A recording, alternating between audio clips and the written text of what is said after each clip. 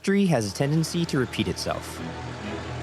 If we want to better understand where we're heading, it's best to know where we've been. In this vein, automotive advances have depended heavily on improving what others before us have figured out. We were able to bring together two iconic American sports cars to demonstrate this point: a 2011 Chevy Corvette Grand Sport convertible and an ultra-rare 1914 Stutz Bearcat Speedster. The Bearcat was an evolution of Stutz's first successfully raced roadster, and it was considered in its day to be one of the best performing road cars. It was one that rivaled its European competition, yet undercut them on price. Sound familiar? This is largely credited to Stutz's shrewd engineering approach, one that included an innovative transaxle providing favorable weight distribution for the rear-drive roadster.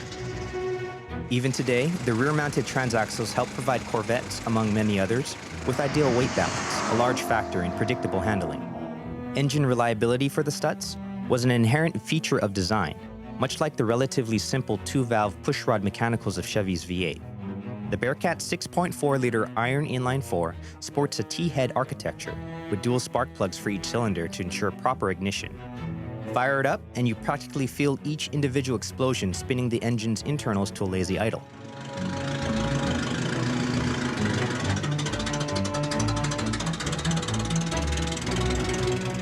Chevy's all-aluminum V8 mimics these very motions, but at 4 times the speed and a fraction of the mass. Despite its high ground clearance, the Stutz was designed for handling with a relatively low center of gravity.